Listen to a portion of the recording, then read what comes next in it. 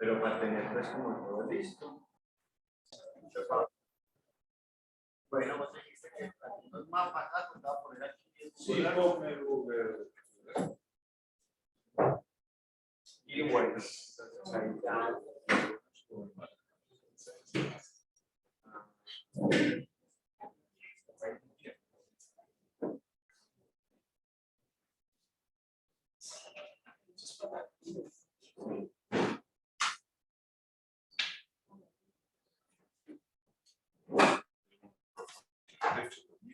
Sí, ahí la cámara. La cámara. Bueno. No, Después como por este lado, ¿cierto? sí, vamos a ponerlo. Ahí.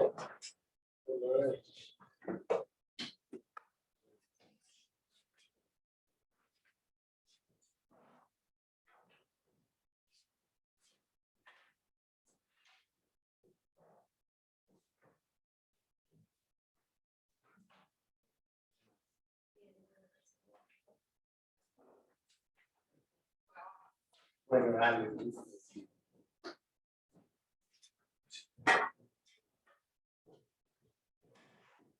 Muchachos, ¿cómo están? Bien.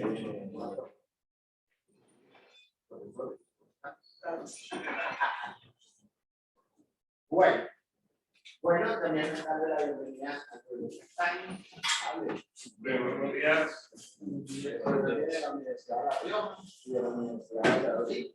Y bueno, ya estamos en esta clase abierta con el profesor y nos va a hablar de democracia del feminismo algo. Ya nos veo acá, tenemos estudiantes, pues la profesora y la profesora decana y el profesor Sebastián Hurtado, pues y Sebastián Hurtado, profesor de la línea de UC de Relaciones Internacionales, de Paz y Conflicto, y la profesora de Historia del siglo XX, Geopolítica, Relaciones Internacionales, Educación, y estudiantes, a usted ya vienen estudiantes de la profesora Cristina, que es el profesor estudiante de seguridad local, pero están estudiantes de segundo nivel, algunos regados y estudiantes de teoría de Estado. Esperamos entonces a que venga. Podemos ir empezando, si quieres, o en un momentico para que estén presentes mientras que van llegando los otros profesores. Y bueno, muchas gracias por estar acá con nosotros, acá hoy. Pues muchísimas gracias, muy buenos días. Poder compartir con todos ustedes esta sesión sobre Oriente Medio, sobre democracia en Oriente Medio, sobre sistemas políticos en Oriente Medio. Vamos a incluir el norte de África también. Territorios se quedan bastante lejanos de Norteamérica. Es que me gustaría saber, antes de vamos a esperar a que se incorpore todo el mundo, no, va a ser complicado.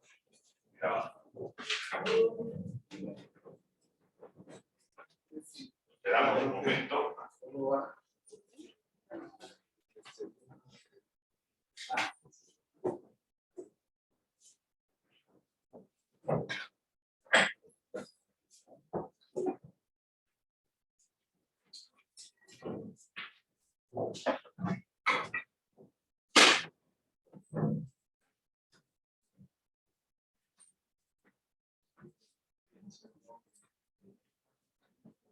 Sí, esto me va a hacer falta, seguramente.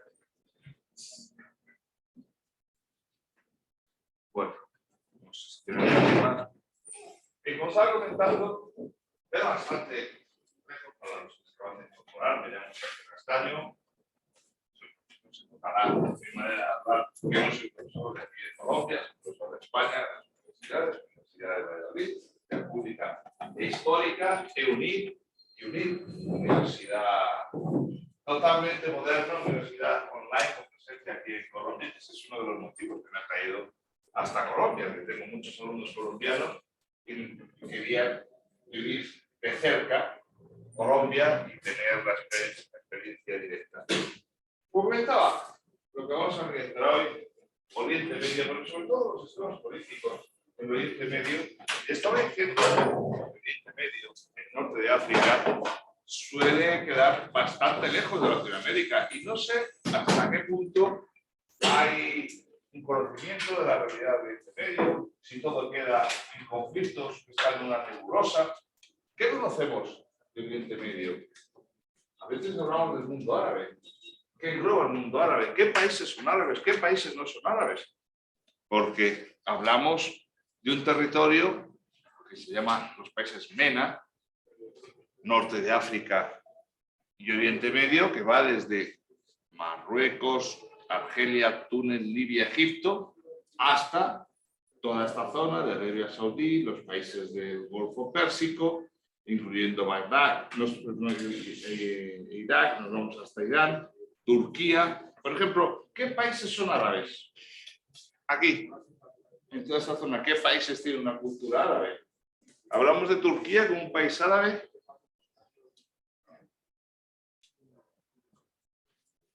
¿Sí o no? No. ¿Qué son los turcos?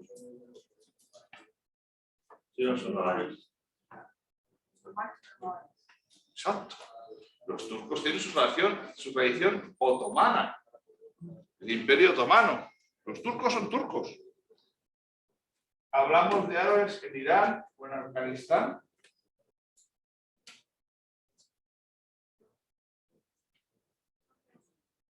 Persas en Irán, exactamente. Hablamos de árabes principalmente en la península arábiga, donde surge el Islam. Y aquí también hay que tener claro que una cosa es la religión, los musulmanes, y otra cosa son los territorios árabes, la cultura árabe, porque en Marruecos hay comunidades judías. En Egipto el 20% son cristianos coptos. Aquí hay un porcentaje mucho mayor de musulmanes. Dentro de los musulmanes nos encontramos con musulmanes suníes, mayoritarios, musulmanes chiíes. Vamos a profundizar un poco, porque lo que me quiero centrar es en las cuestiones de la política actual y el islamismo como alternativa política que se plasmó y se consagró tras la primavera árabe, pero creo que es necesario remontarnos al pasado para entender cuál es la realidad del mundo árabe, del mundo musulmán, del norte de África, de Oriente Próximo. Por tanto, el origen del Islam lo encontramos en lo que es Arabia Saudí y a partir de ahí se extiende hasta dónde llega el primer califato. Hasta aquí, hasta los Pirineos, hasta que en la batalla de Poitiers los francos derrotan a los musulmanes y se inicia el proceso de reconquista, pero la península ibérica fue territorio musulmán. Cuando se habla de la restauración del califato, se incluye la península ibérica, se incluye lo que fue Al-Ándalus. Por tanto, todo este territorio es el que se considera los antiguos califatos del mundo árabe, es decir, de España desde 1992, cuando los reyes católicos imponen la religión católica como un medio posible en sus reinos, ya no es más Islam, pero sí que el Islam es la religión predominante en todos estos países. Pues vamos a siglo VI, siglo VII, cuando se empieza a desarrollar el Islam, cuando se va consolidando la cultura musulmana, y aquí tenemos una división que se inicia con la muerte de Mahoma, del profeta, entre suníes y chiíes. ¿Alguien me podría explicar cuál es la diferencia? Porque hablamos de muchos conflictos que permanecen hoy en día y que en cierto modo son uno de los puntos principales de fricción entre las dos grandes potencias que hay ahora mismo en Oriente Medio, como son Arabia Saudí e Irán. ¿Quiénes son los chiíes? ¿Quiénes son los suníes? Hay veces que se nos ha de presentar a unos como los buenos, a otros como los malos. Por ejemplo, cuando en los años 80 tuvo lugar la guerra entre Irak e Irán, muchos presentaban a los suníes como más moderados que los chiíes. En realidad son dos tendencias totalmente diferentes que se inician con la muerte del profeta. ¿Alguien sabe por qué? ¿Qué sucede tras la muerte del profeta, con la sucesión del profeta? Y ahí está la división. hace casi 1500 años, y ese conflicto se ha extendido hasta nuestros días. Es un problema por la sucesión. ¿Alguien sabe qué sucede?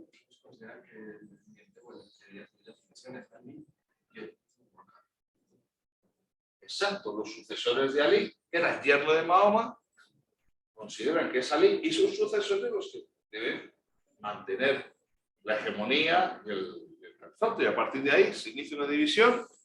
La comunidad chií se va a consolidar principalmente en Irán, pero también tenemos una importante comunidad chií en Bahrein, en Irak, son mayoría, a pesar de que durante mucho tiempo con Saddam Hussein dominaron los suníes.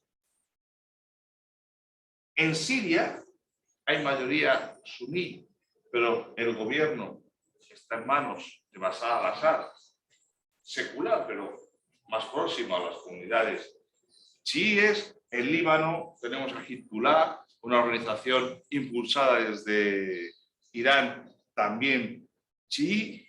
En Egipto pues son minoritarios, en toda la zona norte de África los chiíes son minoritarios, pero aquí en la península arábiga sí que nos encontramos también en Arabia Saudí. En Yemen, por ejemplo, ¿veis que esta guerra? ¿Alguien ha oído hablar de la guerra de Yemen? La guerra desde el año 2015. Pero ¿alguien ha oído hablar de la realidad que está pasando en Yemen? ¿Alguien ha oído hablar de la guerra de Ucrania? ¿De la guerra de Siria?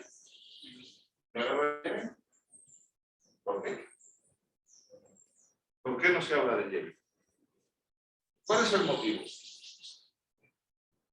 Quizá porque es Arabia Saudí que está tomando la iniciativa, no interesa llevarse mal con Arabia Saudí.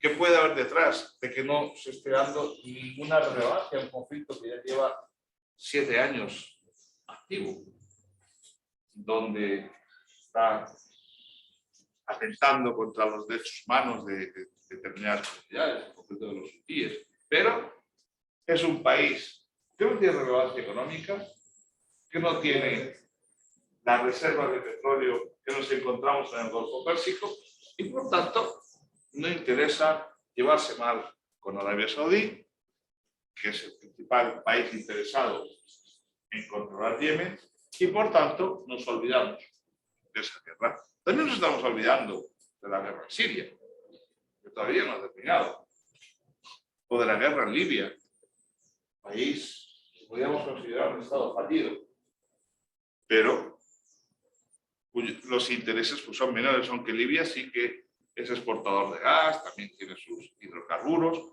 pero no tiene la misma relevancia que otros países que tenemos aquí en la península. Bien, todos estos países, después de los califatos, pasaron a formar parte del Imperio Otomano. ¿Alguien sabe cuándo finaliza el Imperio Otomano? ¿En qué momento? El Imperio Otomano, que no solo dominó el norte de África y la península arábiga, sino también gran parte de Europa del Este. Hoy en día, si nos vamos a los Balcanes y si nos trasladáramos a analizar la guerra de los Balcanes, nos encontramos que la herencia del Imperio Otomano también tuvo su relevancia en la diversidad cultural y la diversidad religiosa que hay en los Balcanes. El Imperio Otomano, como digo, dominó gran parte de Europa, Turquía, toda esta zona de Oriente Medio, norte de África. ¿Cuándo termina el Imperio Otomano?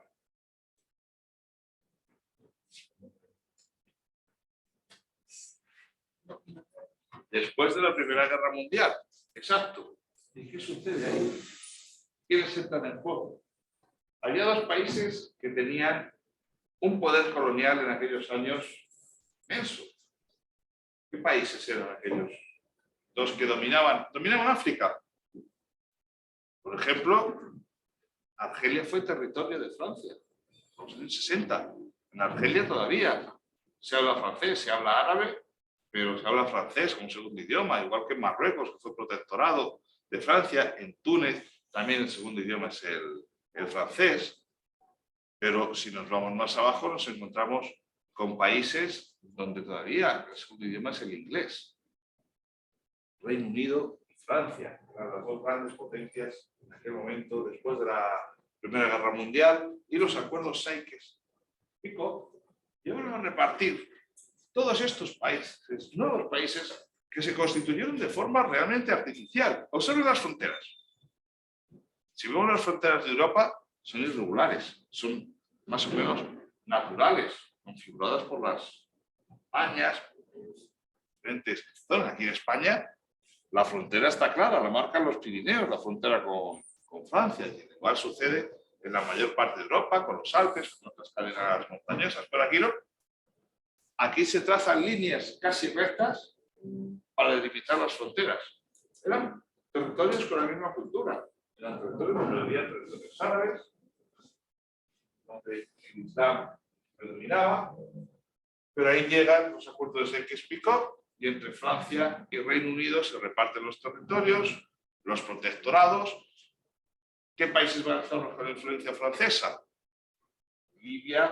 Líbano y Siria. Irak bajo la influencia británica. Y aquí nos encontramos con un punto muy conflictivo, y es Palestina, el mandato británico de Palestina. ¿Qué sucede ahí? ¿Qué pasa? Vámonos al origen del sionismo. ¿Alguien sabe lo que es el sionismo? Movimiento judío. Una rama de judaísmo. ¿La rama de él? Bueno, no una rama exacta. Realmente el sionismo es el movimiento que trata de volver a unificar a los judíos, de establecer un lugar donde los judíos pudieran fundar su patria. Los judíos, desde tiempos muy remotos, habían estado en éxodo. La comunidad judía siempre han tenido problemas, han sido expulsados desde tiempos del Imperio Romano, confusiones, pero luego en Europa ha habido diferentes momentos, en el siglo XIV, XV, XVI, en el siglo XX también, y las comunidades judías estaban repartidas por todo el mundo. Por ejemplo, en España la comunidad judía, conocida como comunidad sefardita, que fue expulsada por los reyes católicos en 1492, se extendió a varios países del norte de África, en Marruecos, en Turquía, también en Argentina. Había parte de esa comunidad de origen sefardí. Y lo que se trata es de buscar un lugar para unificar la comunidad judía, un país, establecer un estado judío, y se decide volver a Tierra Santa, el lugar donde habían surgido las tres grandes religiones: el judaísmo, el cristianismo y el islam. Y aquí nos empezamos a encontrar con un problema. Los judíos siempre han tenido una capacidad económica muy por encima de otras comunidades. Llegan a un territorio que no era fértil y son capaces de convertirlo en territorio fértil. Poco a poco van comprando diferentes extensiones de terreno, van edificando, van consolidándose, pero todavía no se había fundado el Estado de Israel. El Estado de Israel no se funda, no se establece hasta que finaliza ese mandato británico. Después de la Segunda Guerra Mundial se decide ya acabar con el colonialismo, acabar con los mandatos, empiezan los procesos de independencia. Siria, Líbano, Irak establecen sus propios estados. Aquí, en la zona de los lugares sagrados del Islam, Meca, Medina, que habían estado gobernados por el jerife de la Meca durante el periodo del Imperio Otomano. Ahí llega la familia del Saúd, se hace con el control de la situación, inspirados en los principios de Al-Wahhab, el wahabismo, esa tendencia del Islam predominante en Arabia Saudí, y se hace con el control de toda esta zona. Por tanto, la familia del Saúd crea Arabia Saudita. En la zona de los territorios sagrados se establece el Estado de Israel y ahí empieza el conflicto entre los países árabes y el nuevo Estado de Israel. Los países árabes no reconocen el Estado de Israel. Israel va avanzando, controlando cada vez más territorio. La guerra de 1948, la guerra de los 6 días, la guerra del Yom Kippur, hasta que Israel se hace con el control de prácticamente toda Palestina.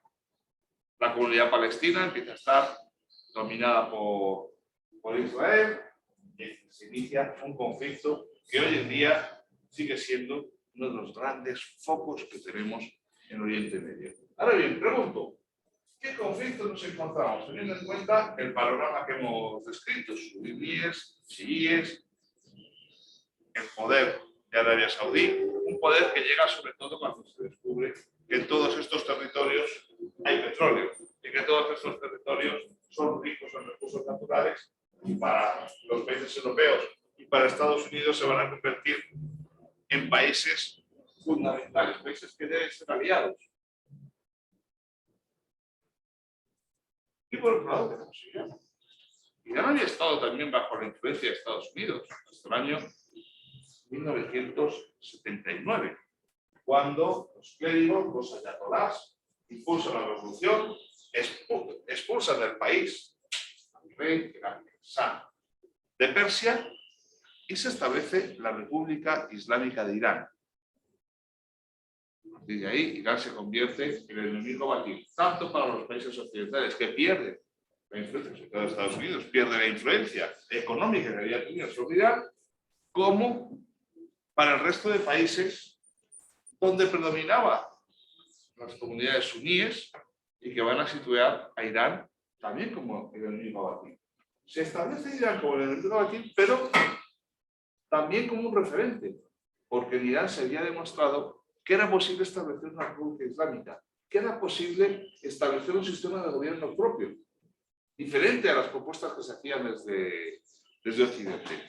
Ahora bien, antes de avanzar con los sistemas políticos, que eso es lo que me quiero centrar hoy, ya tenemos el marco. Vamos a ver qué conflictos tenemos. Primero, tenemos dos países hegemónicos, que son Arabia Saudí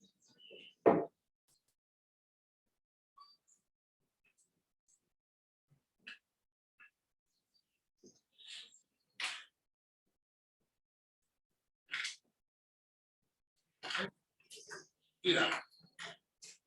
¿Cuál es el conflicto aquí? No ha habido un enfrentamiento directo. ¿Cuál es la situación entre Arabia Saudí e Irán? Tenemos la diferencia religiosa y la hegemonía. La hegemonía, sobre todo la influencia política que pueden tener sobre el resto de países. Y aquí nos encontramos ya con una presencia, con unos intereses de la comunidad internacional, en concreto de los países europeos y de los países y de Estados Unidos por el petróleo. Son los países más fuertes de exportación de petróleo en el Medio Oriente. Por tanto, nos encontramos con tensiones religiosas, políticas y económicas.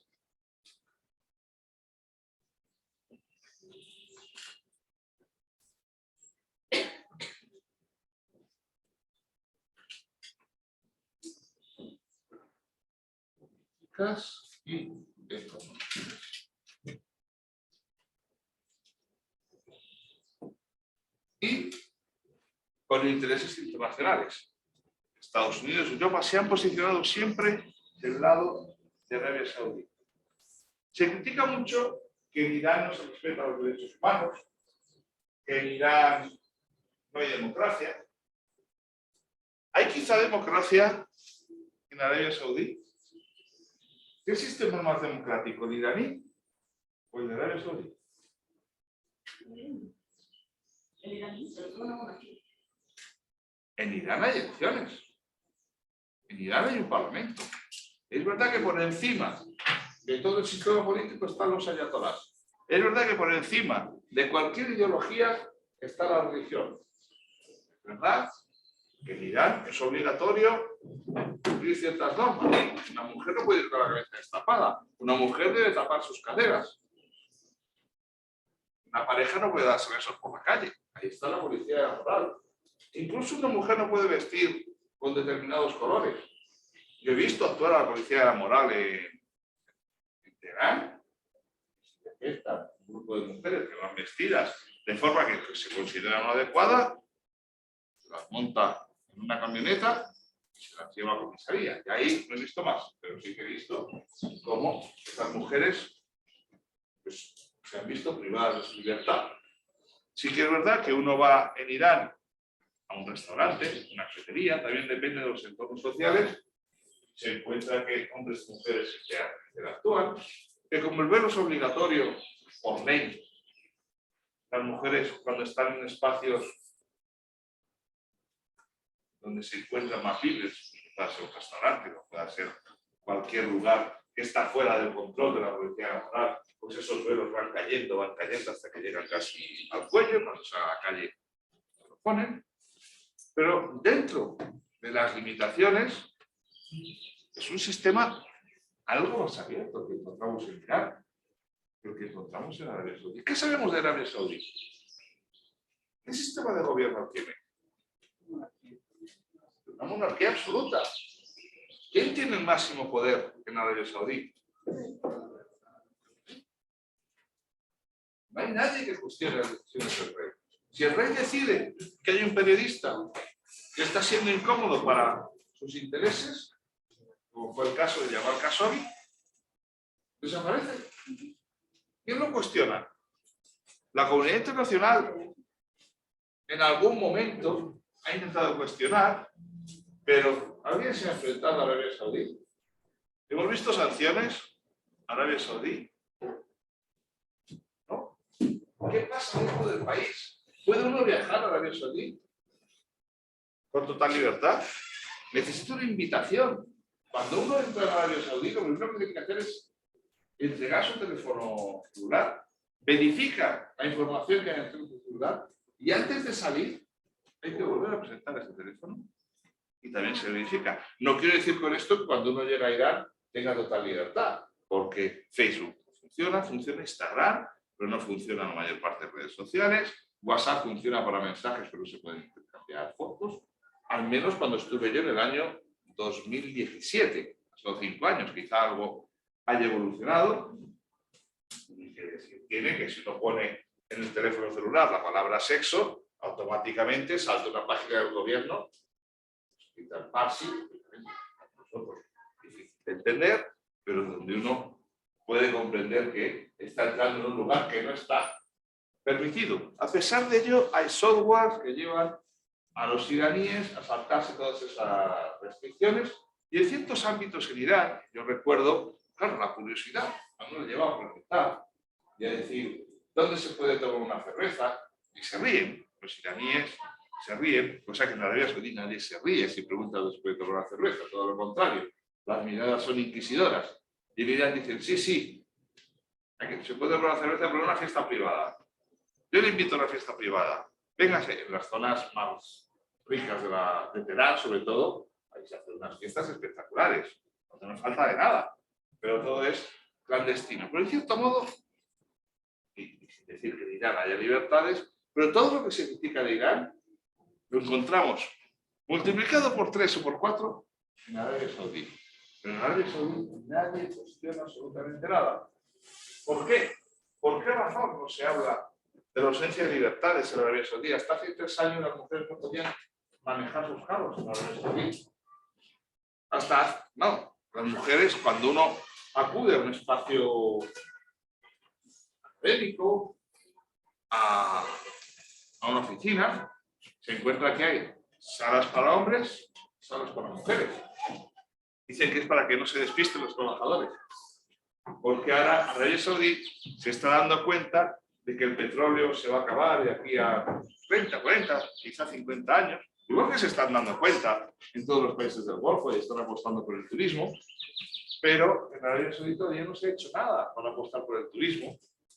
Se están dando cuenta que o se abren al mundo o no hay manera de poder atraer turistas, no hay manera de cambiar su modelo económico. Y ahora están tratando de hacer un lavado de imagen con muchos documentales donde aparecen mujeres médicos que se han ido a trabajar a Arabia Saudí, que cuentan su experiencia. Pero la realidad es que todavía hay una segregación, es que todavía hay una ausencia total de libertades, todo para las mujeres, pero esto no se critica, igual que no se critica cualquier condena que se haga basada en una religión, basada en estos principios estrictos. Por tanto, tenemos la rivalidad entre estos dos países. Más conflictos que hay ahora mismo en estos territorios. El Sáhara Occidental, que lo tenemos aquí.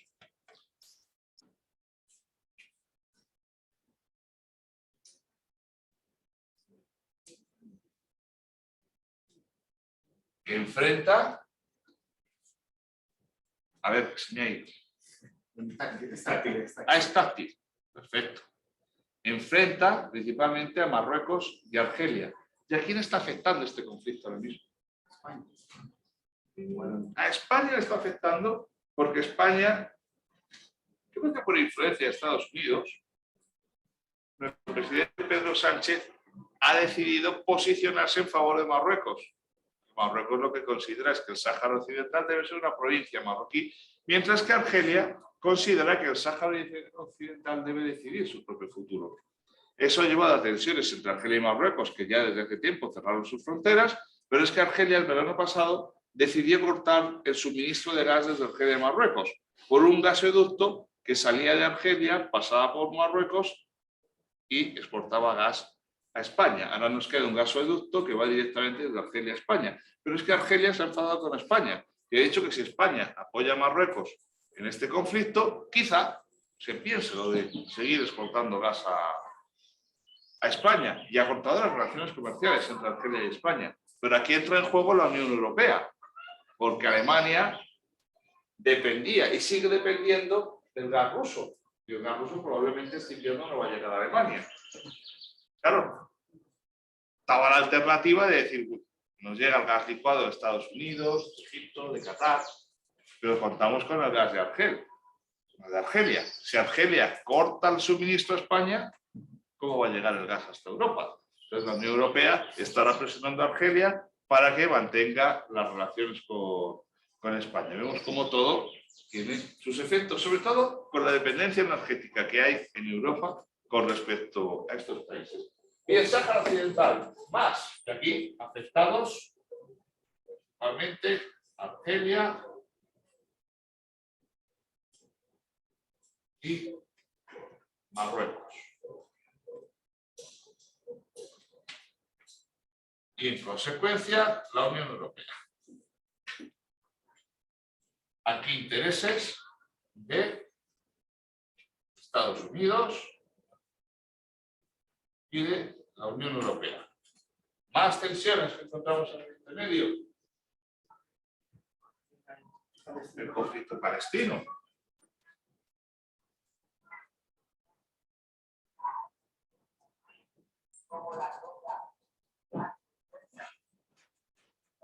El conflicto palestino. Guerras.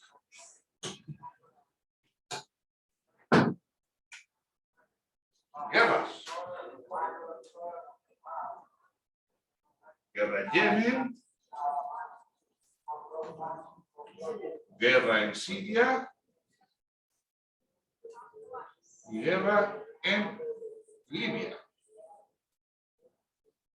¿Algún conflicto más que se nos pueda estar escapando? Bueno, Afganistán. Porque es que lo veo un poco más distante. Por eso. Hombre, sí es importante. Es muy importante, sobre todo para los aspectos políticos de los que quiero entrar ahora. Pero es verdad que podemos considerar que el conflicto de Afganistán termina el año pasado. Una vez que después de 20 años de presencia de tropas internacionales, las tropas internacionales deciden abandonar el país y los talibanes recuperan el control. Ahora hay intereses de China, intereses económicos, porque Afganistán tiene recursos naturales, pero no creo que la comunidad internacional vaya a volver a actuar en Afganistán. Afganistán nos vamos a olvidar de ellos, a no ser que el terrorismo internacional encuentre en Afganistán un lugar donde volver a tener su refugio y poder realizar sus operaciones, pero se ha llegado a un acuerdo tácito en el que se permite a los talibanes mantener su control sobre el territorio de Afganistán mientras eso no afecte al resto del mundo. Y además, también hay que tener claro que Afganistán se sale un poco de los territorios que estábamos, a ver cómo digo yo otra vez, y centro del mapa. Del mundo árabe, principalmente, que era donde yo me quería centrar. Pero sí, podríamos considerar también. Vamos a poner Afganistán.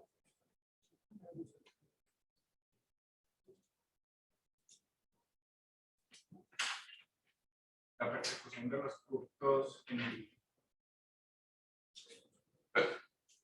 Persecución de los coptos. Yo creo que vamos a poner Egipto como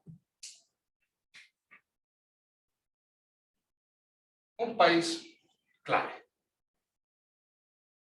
No solo por los coptos, sino por lo que quiero entrar ahora. Egipto. Bueno, dejamos ahí. Egipto de momento. ¿Algo más que queramos destacar? Recuerdo que en Sudán, la guerra en Sudán y Sudán del Sur no afecta por la cercanía con el nivel. En Sudán pasa un poco como en Yemen. Como no hay tantos intereses económicos, como también pasa en Somalia, que ya también es que nos vamos. Yo me quiero centrar en lo que es el mundo árabe. Somalia, un estado fallido, dominado por el crimen organizado. Ha habido un atentado de Al-Shabaab en los últimos días, pero son territorios donde no hay intereses económicos por parte de la comunidad internacional.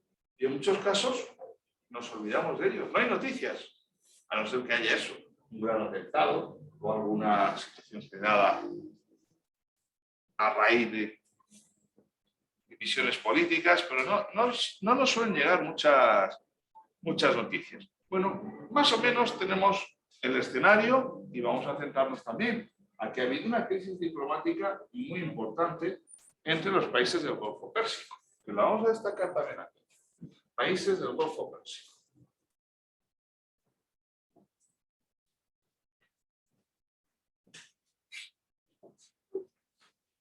Bien, con este escenario nos vamos a situar a finales de 2010. Y aquí ya voy a adentrarme en las cuestiones políticas. Tenemos ya el marco general. Y vamos a finales de 2010. ¿Qué sucede? Túnez.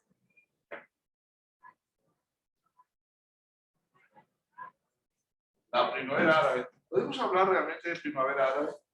Yo ahora cuando escribo artículos digo, la mal llamada primavera árabe. Mejor podemos decir las revueltas árabes. Pero primavera, claro, se habló de primavera, porque muchos pensaban que lo que iba a suceder en el mundo árabe era lo mismo que había sucedido en Europa tras la caída del muro de Berlín, que automáticamente todos estos países, con las singularidades que hemos estado hablando ahora, con el peso que tiene la religión en todos estos países, que automáticamente iban a establecer sistemas políticos democráticos donde se iba a establecer una perfecta alternancia entre partidos de derecha, partidos de izquierda, partidos liberales, conservadores, socialdemócratas. ¿Cuál fue la realidad? ¿Para que en cuestión de semanas se inician las revueltas en Túnez, continúan en Libia, Egipto, en Jordania y Boconato, también movilizaciones en Marruecos, continúan las protestas en Siria, automáticamente Ben Ali abandona Túnez, Mubarak abandona el Cairo, en Libia es asesinado Gaddafi, pero llegamos a Siria y todos decían, ¿cuánto le queda a Al-Assad? A Bashar al-Assad. ¿Cuánto le quedaba a Bashar al-Assad? Lleva ya 11 años. Sí. Tanto aquí vemos cómo la primavera ya no está en primavera. También hay conatos de revoluciones en Jordania, en Marruecos. Uy, es que Arabia Saudita ahí no hay manera. Igual que las monarquías que se sustentan por sus vínculos con el profeta, como en Jordania y en Marruecos, consiguieron controlar la situación. En Marruecos hubo ciertas reformas. Lo que sí que se avanzó es hacia procesos de democratización, hacia procesos constitucionales. ¿Y cuál fue el resultado de esos procesos? Se abre la participación a todos los partidos políticos, se crean partidos conservadores, partidos socialistas, partidos liberales, todo tipo, todo el espectro político está presente. Los árabes que llevaban, y digo los árabes en general, porque en Argelia, que fue el primer país donde hubo unas elecciones libres y donde se marca esta tendencia, donde el Frente Islámico de Salvación gana las elecciones ya en el año 89, las municipales, la primera vuelta de las elecciones en el año 91, aquí se marca el primer momento en el que los islamistas ganan unas elecciones, pero todos los países tenían unos sistemas muy controlados por los ejércitos, sistemas autoritarios, donde había elecciones, pero no había una verdadera democracia. Y cuando la gente se lanza a la calle pidiendo democracia, pues sí, se avanzan hacia unos procesos electorales puros. ¿Cuál fue el resultado de esos procesos electorales? ¿Qué sucede? ¿Quién gana las elecciones en Marruecos? ¿Quién gana las elecciones en Egipto? ¿Quién gana las elecciones en Libia?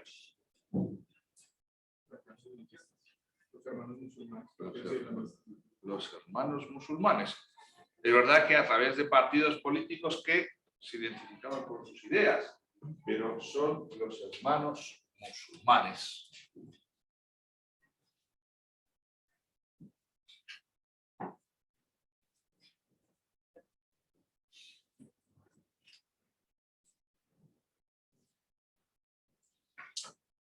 ¿Quién son los hermanos musulmanes? Qué pena que no se ha leído mi libro. Los hermanos musulmanes de San Castaño. Tienen curiosidad por saber quién son los hermanos musulmanes. Ahí se explica de forma pormenorizada. ¿Quién son los hermanos musulmanes? ¿Qué representan? ¿Qué ideología representan? Estamos en una clase de ciencias políticas y quiero ir allá. Quiero ir a la ideología. ¿Cuál es esa ideología? Los hermanos musulmanes. ¿Es una ideología de derecha, de izquierda, liberal, de centro, demócrata? ¿Es una ideología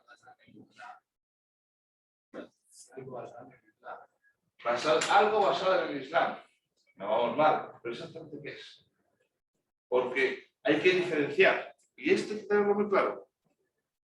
Una cosa es la religión, otra cosa es la política. Una cosa es el Islam y otra muy diferente, el islamismo. Cuando hablamos de Islam, hablamos de la religión. Cuando nos referimos al islamismo, hablamos de una ideología que toma sus principios en la religión, que utiliza la religión para desarrollar. ¿Qué busca el islamismo? A los musulmanes, ideología islamista. Islamismo. ¿Qué es lo que pretende el islamismo? ¿Qué partido surge?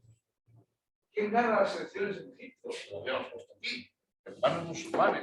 Los hermanos musulmanes crean un partido político. Los hermanos musulmanes habían estado vividos durante algún tiempo, tolerados, pero no era una organización que pudiera establecer un partido político que se llamara hermanos musulmanes. Había que crear un partido que se presentara como una opción abierta. Ahora vamos a los orígenes del islamismo, pero sí me gustaría saber qué pasa en Egipto exactamente, antes de profundizar en de dónde viene esta ideología y qué es el islamismo. Estamos en un momento de revolución. La gente se lanza a la plaza de aquí y de cambio. Todas las ideologías estaban presentes en estas revoluciones. Lo que buscaba era un cambio. Pero ahí nos encontramos con los hermanos musulmanes que tenían estructuras muy consolidadas y que van a aprovechar esas revueltas para canalizar el descontento hacia sus propuestas. Vámonos atrás. ¿Quién son los hermanos musulmanes? ¿Por qué surge la ideología islamista? Y aquí tenemos que volver a esos momentos en los que la mayor parte de los países árabes estaban dominados por las grandes potencias europeas. Y van surgiendo movimientos filosóficos, ideológicos, que pretenden volver a los orígenes, que pretenden conservar las tradiciones, que pretenden que el Islam siga estando presente en la vida cotidiana, que no se adopten esos modelos seculares que se tratan de imponer desde Europa y que se desarrolle una cultura basada en las tradiciones.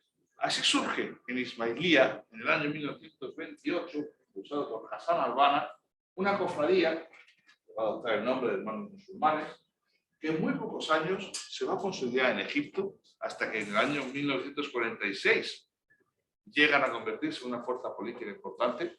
Hay que tener presente que los hermanos musulmanes en un primer momento rechazan por completo los sistemas políticos seculares y lo que consideran es que a través de la predicación hay que concienciar a la gente para que acepten que la única propuesta válida es la islamista y que sin necesidad de revoluciones, sin necesidad de cambios, simplemente por la asunción de que ese sistema político es el idóneo, la sociedad va a cambiar. Pero pronto se dan cuenta los hermanos musulmanes que mediante la predicación no se consigue avanzar y que es necesaria la participación política, que hay que utilizar las plataformas políticas para tener una mayor presencia. A partir de ahí es cuando los gobernantes de Egipto de aquel momento se dan cuenta de la relevancia que pueden llegar a tener los hermanos musulmanes, inicia una represión. Después de la revolución de los generales libres en el año 1953, la represión con Nasser va a ser cada vez mayor, muchos hermanos musulmanes son encarcelados, otros huyen del país, y a partir de ahí hay una doble tendencia.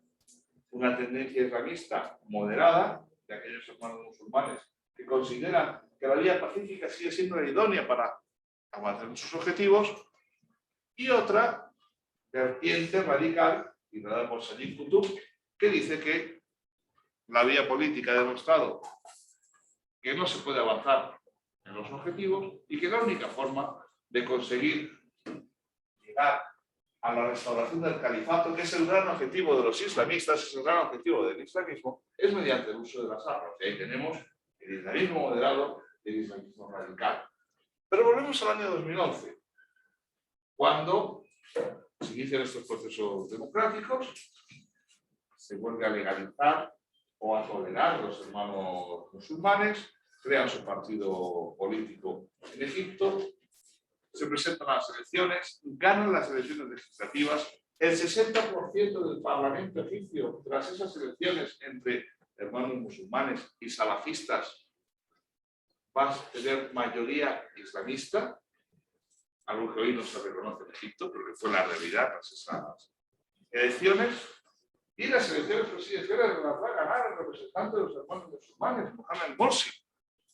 De forma que los hermanos musulmanes, en el año 2012, se hacen con el gobierno, con el control en Egipto.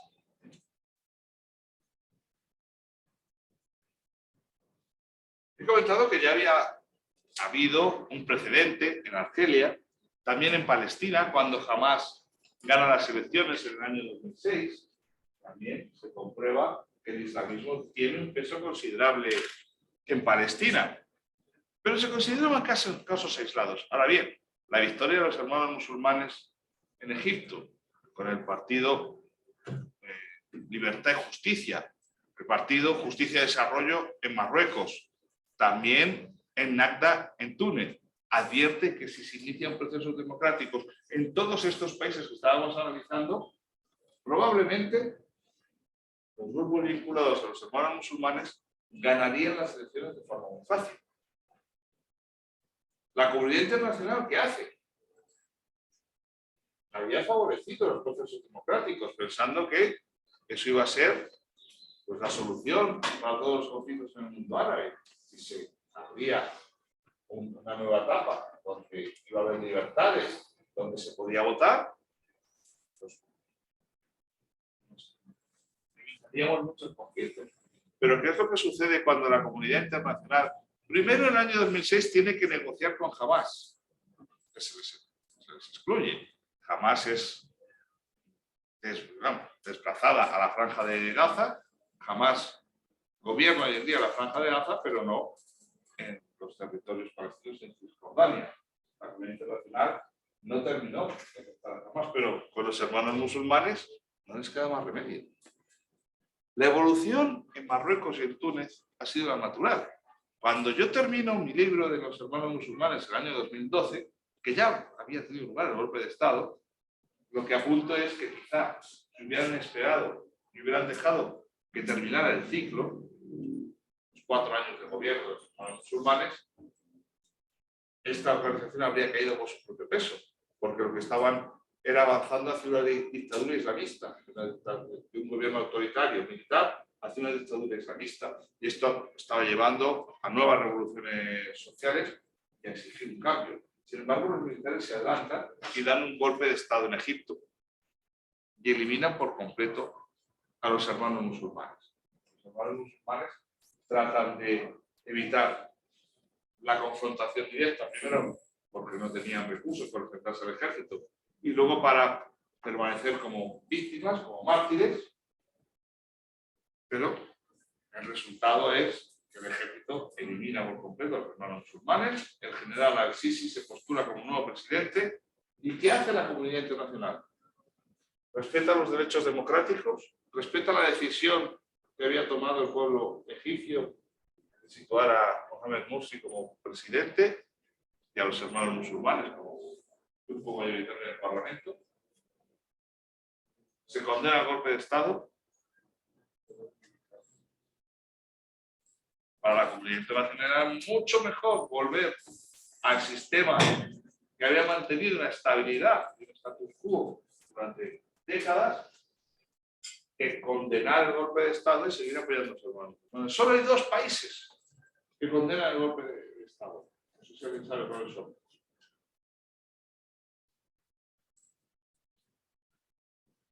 Qatar y Turquía. ¿Por qué Turquía?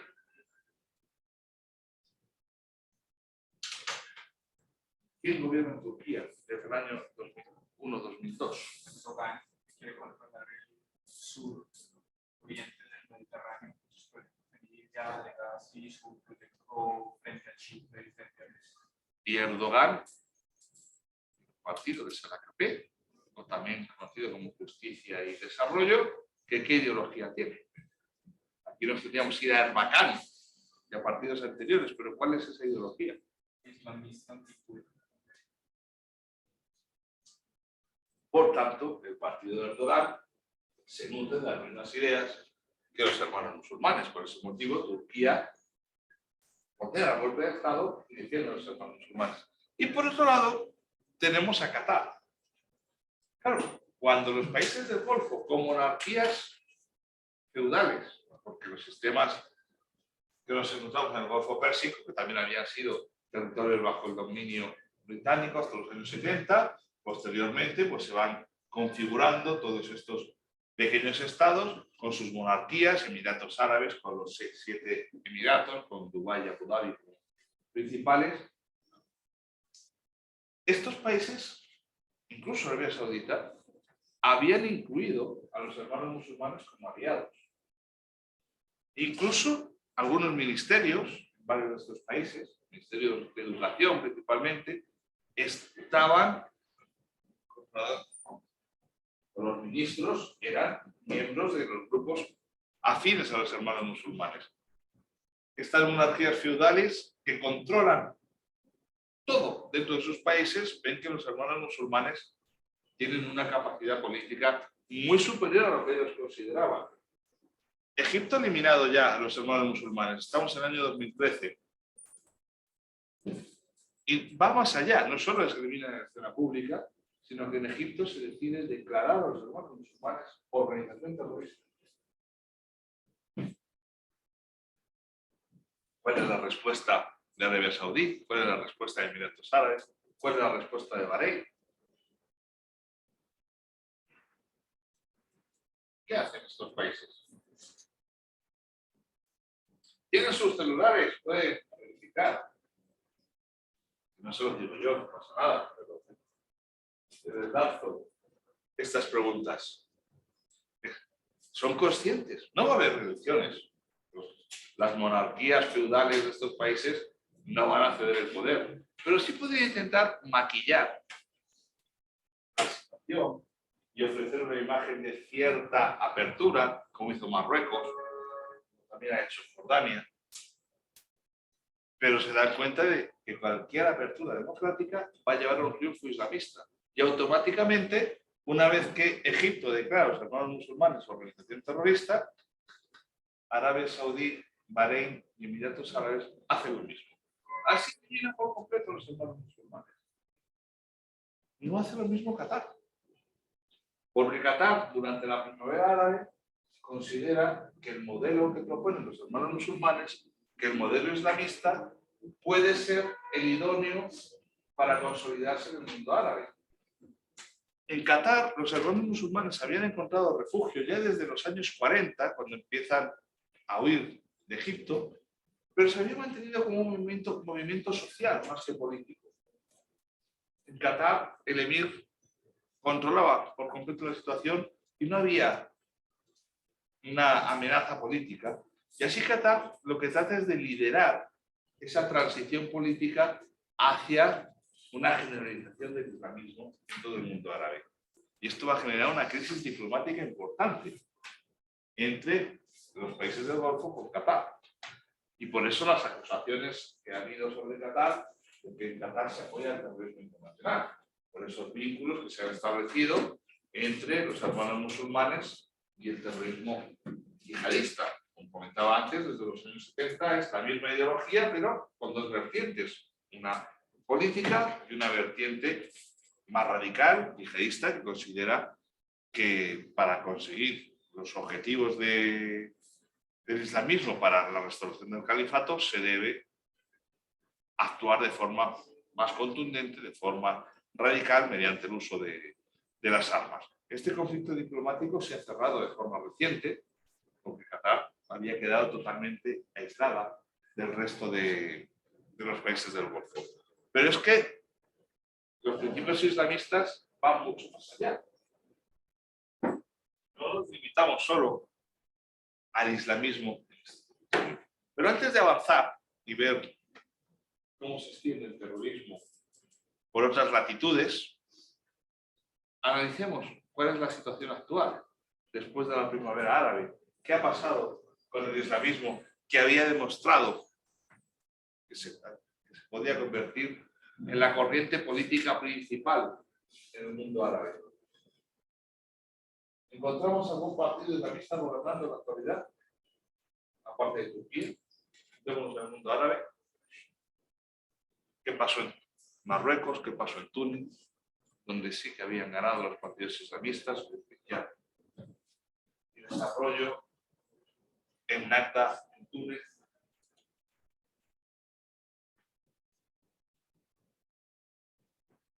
Llevaba propuestas para muchos ciudadanos interesantes.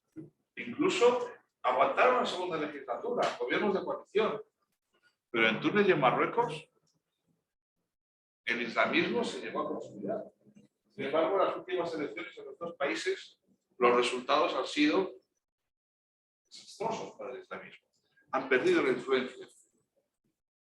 Pero han sido capaces de presentar propuestas atractivas. Claro, una cosa es actuar desde la oposición, actuar en un momento de revolución, cuando la gente exige cambio, y prometer un escenario idílico de permiso de gobernar, y que los problemas continúen, y que las propuestas islamistas no consiguen cambiar la situación social del país, las dificultades económicas. Por tanto, en estos dos países, de momento, el islamismo ha caído.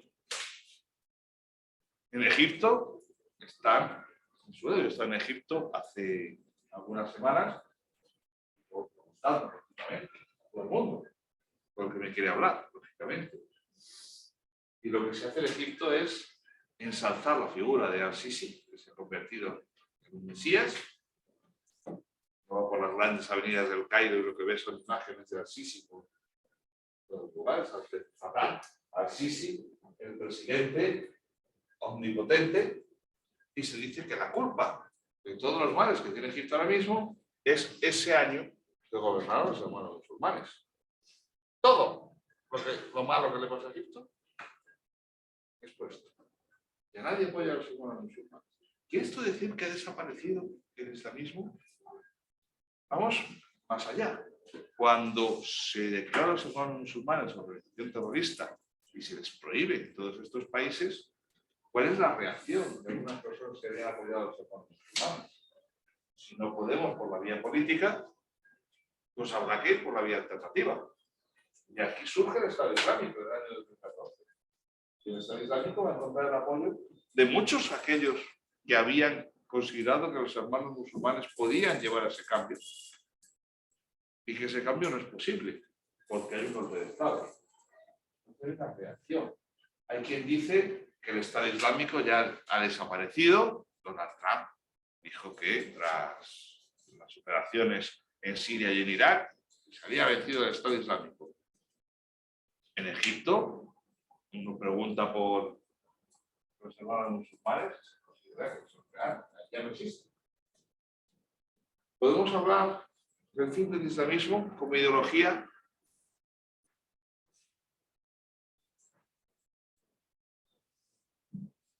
Ahí hay una base muy fuerte, porque los islamistas, si han conseguido llegar al poder, no ha sido por casualidad, sino porque hay un trabajo de décadas. Los islamistas establecen planes a muy largo plazo.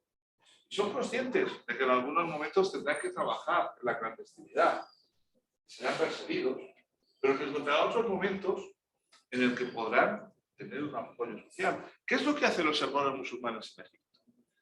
Trabajar en las zonas más desfavorecidas, aquellos lugares donde no llegan las estructuras del gobierno para proveer servicios sociales, educación, sanidad. Ahí están los hermanos musulmanes. Claro, cuando alguien tiene que votar, más allá de ideologías, si hay unos señores que te están regalando un frigorífico, una lavadora, cuando uno no tiene esos electrodomésticos, cuando hay unos señores que están dando educación a tus hijos, dices, estos son los que van a solucionar los problemas, no los que están ahora en el poder. Y eso lo siguen haciendo los hermanos musulmanes, de forma clandestina. Es verdad que en muchos países, sobre todo donde se ha declarado organización terrorista, las grandes estructuras empresariales que tenían los hermanos musulmanes se han ido debilitando, pero los hermanos musulmanes también desarrollaron una importante actividad económica que les permitía financiar todos estos proyectos. Así que están en las bajas, pero en cualquier momento el islamismo podrá volver a surgir y surgirá con bastante más fuerza. Son millones de musulmanes en el mundo. Nos estamos centrando en esta zona, pero vámonos a Europa. Soy capaz de mover el mapa. Y... Tengo casi. A ver si con 2 manos. Si no, creo que me voy a acercar al computador, que va a ser más sencillo. Ahí lo tenemos.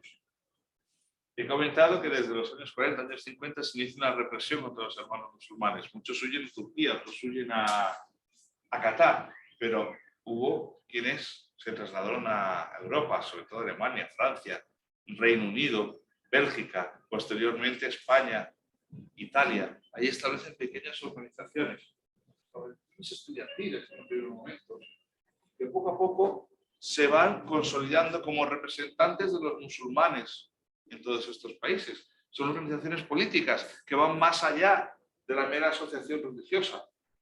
Y así hoy en día, si analizamos las diferentes instituciones que representan los intereses de los musulmanes en Europa, nos encontraremos que están lideradas por los representantes de los hermanos musulmanes.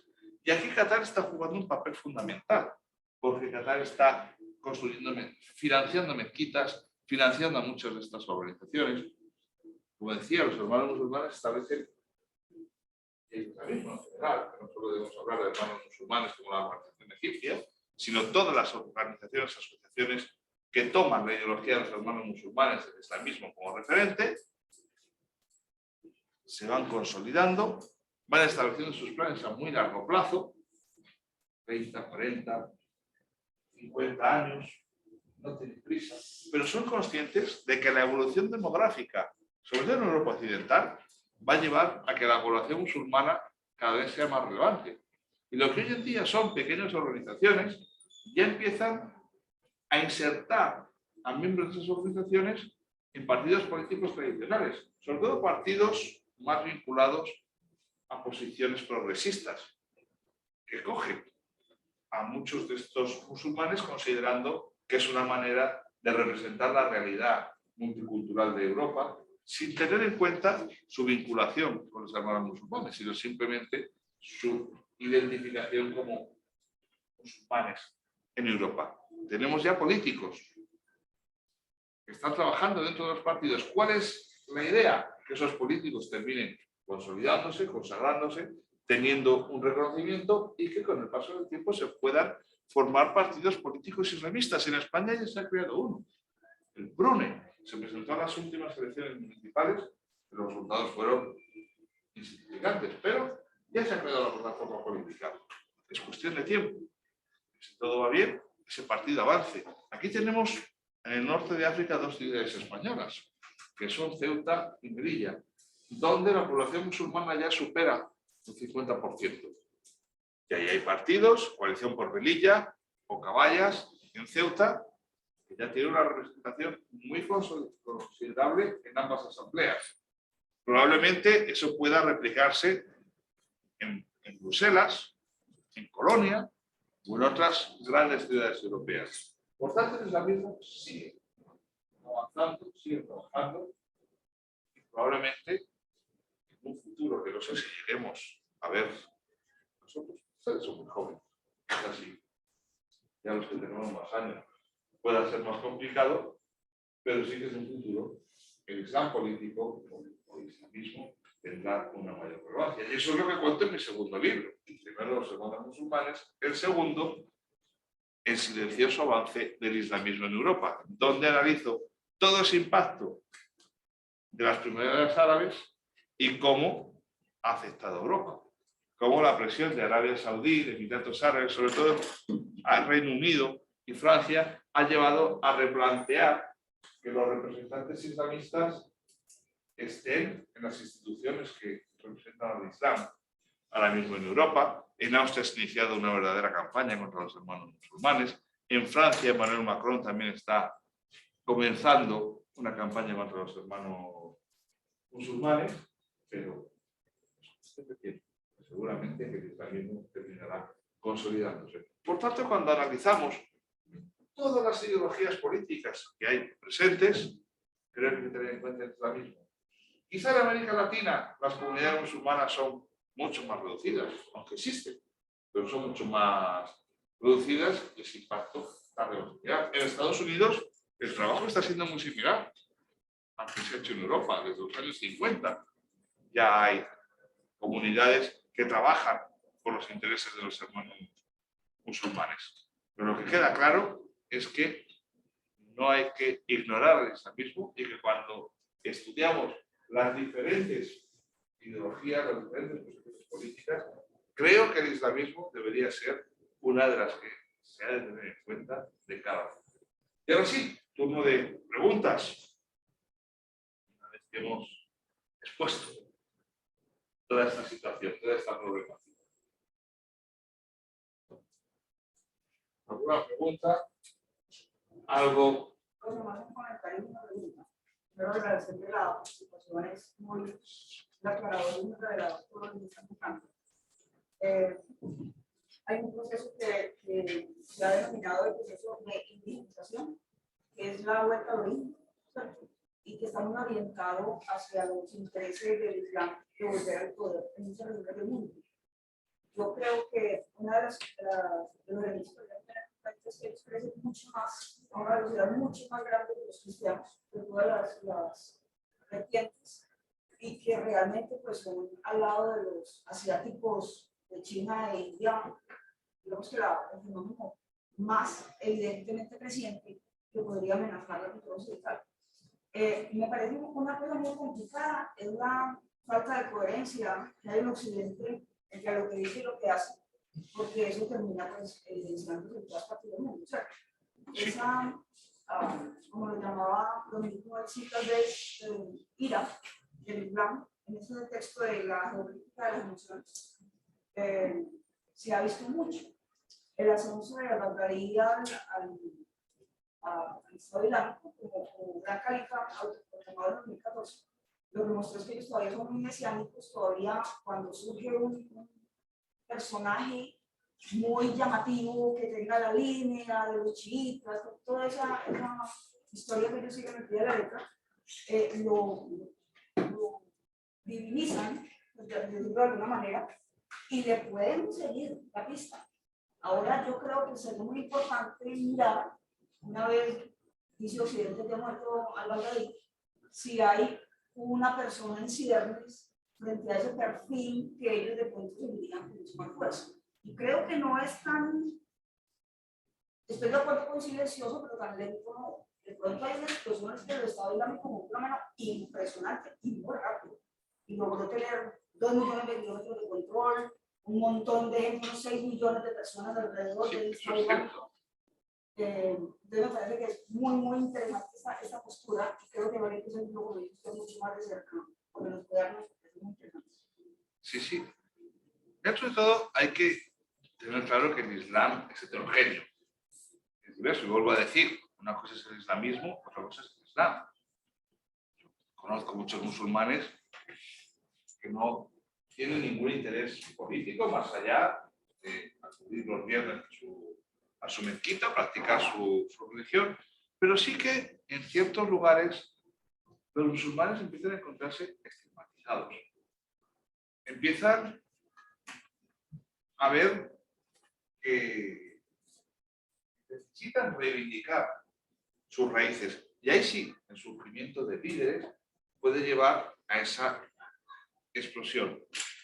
Líderes que se nutren desde estas asociaciones que operan con cierta libertad en Europa principalmente, que muchos desconocen porque son asociaciones que no tienen más de 500, 600 integrantes, pero con una actividad política incesante. Hay muchos musulmanes que no están vinculados a ninguna asociación, pero que quizá esa reivindicación, recientemente Salman Rushdie ha sufrido un atentado, pero ahí venimos, y es el incidente que precipita toda esta situación, la islamofobia en Europa, la realidad de Europa. Hasta el año 88-89 nadie era consciente de que desde el norte de África, desde Turquía, miles de trabajadores musulmanes estaban llegando a Europa. Y me he centrado aquí, Bruselas, Colonia, parte de Países Bajos, Londres, también en Alemania, donde principalmente llega la comunidad turca, porque fueron las zonas que tuvieron un mayor desarrollo industrial a raíz del Plan Marshall, y donde primero llegaron trabajadores del sur de Europa, España, Portugal, Italia, y cuando ya no hay suficientes trabajadores del sur de Europa, empezaron a llegar del norte de África y también de Turquía. En un primer momento, todos estos trabajadores empiezan a vivir en zonas periféricas de las ciudades, aislados de la realidad, primera generación. Llegan los años 70, lo que se consideraba que era un fenómeno esporádico y esos trabajadores debían volver a sus países de origen. Pues no sucede así. La crisis del petróleo del 73 lleva a un descenso en la llegada de trabajadores, pero a una consolidación de muchas familias que se sientan en Europa, segunda, tercera generación. Y aquí nos empezamos a encontrar con la realidad que hoy tenemos en Europa. Y es que esas comunidades que empezaron a vivir en zonas periféricas han seguido viviendo en esas zonas periféricas, en muchos casos con cierto estigma, en muchos casos casi apartados de la realidad, y hay una reivindicación social que lleva a una transformación completa, mientras las primeras comunidades que llegan a Europa tratan de pasar desapercibidas y nadie vestía con ropas que les identificaron como musulmanes. Hoy en día uno va por París y se encuentra con señores con barbas que llegan a la mitad del pecho, con sus túnicas, con sus camisetas "yo soy musulmán", entra en determinados barrios donde pone zona del Islam, zona sharia. Esa es una realidad que está pasando en Europa. ¿Por qué? Porque estas cuartas generaciones, que son francesas, que son alemanas, que son belgas, que son británicas, que han perdido los vínculos con sus países de origen, pero que mantienen la tradición, reivindican reivindican su singularidad en Europa, reivindican su condición de europeos o de franceses, alemanes, belgas, pero musulmanes. El reconocimiento de sus tradiciones dentro de Europa. ¿Por qué se celebra el domingo y no se celebra el viernes? ¿Por qué el día 8 de diciembre es festivo y no los días del Islam? Muchas cuestiones. La tradición aquí en Latinoamérica y en Europa sigue manteniendo las festividades católicas o cristianas en general, y aquí empieza a haber una demanda de por qué no se reconocen las fiestas musulmanas. En Ceuta y Melilla, por ejemplo, esas dos ciudades españolas al norte de África, ya se reconocen estas festividades, y estas comunidades musulmanas empiezan a reivindicar todo eso, a través de las vestimentas, a través de estas sesiones. Claro, lo que comentaba la profesora, si aquí surge una figura, puede ser un líder político, que canalice todo a través de una vía pacífica, sería lo ideal. Pero puede ser un líder mucho más radical, como fue Abu Bakr al-Baghdadi, que consiguió establecer un verdadero Estado. Hablamos de una organización terrorista, pero el Estado Islámico no era simplemente una organización, o no es, porque no ha muerto, no es una organización terrorista, es realmente un Estado. Si hay figuras que consiguen acaparar, fue Bin Laden, una figura carismática, lo fue Abu Bakr al-Baghdadi, no así al-Zawahiri, que también ha muerto hace algunos días, pero si hay figuras que consiguen canalizar esa reivindicación, pues al final el islamismo va a avanzar de forma mucho más rápida.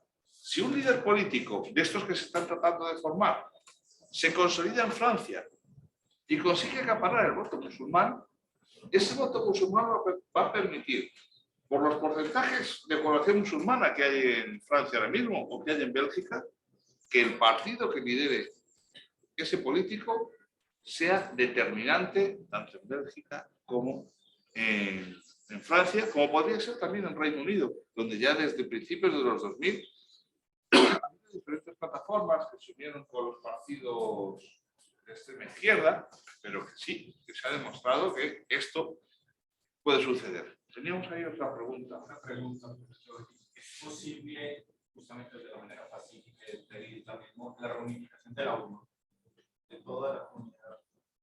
Es que luego hay grandes diferencias, como comentaba, el Islam es heterogéneo.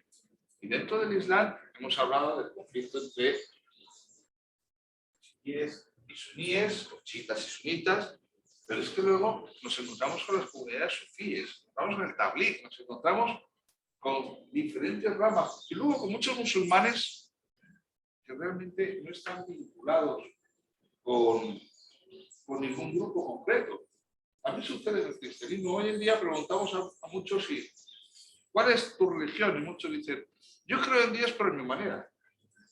Eso también está pasando en Islam. Esa unificación, pues ahí encontramos ya los nacionalismos, las fronteras. Hemos hablado de este otro conflicto. Argelia y Marruecos. Aquí no hay diferencias culturales, aquí no hay diferencias religiosas. El mismo territorio, las fronteras son artificiales, lo hemos visto. Muy complicado. Pero la frontera, el desierto del Sahel, es una línea recta. Yo creo que ahí es complicado. El ejemplo de Marruecos y Argelia, aquí tenemos como las fronteras son realmente artificiales.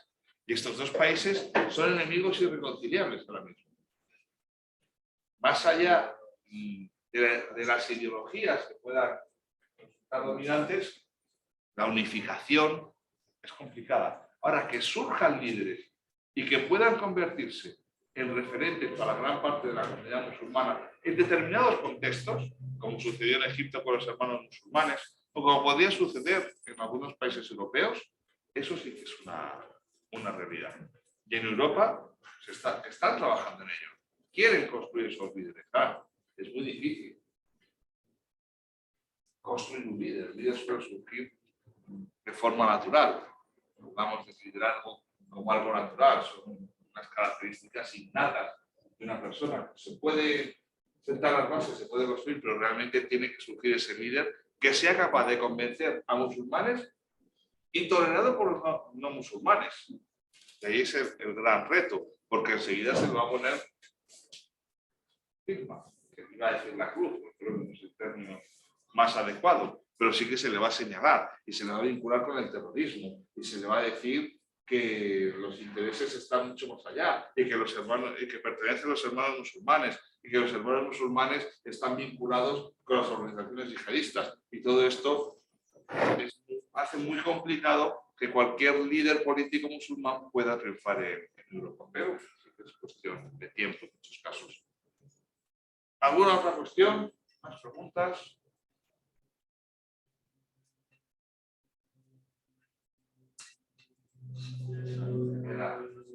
Inquietud, diga.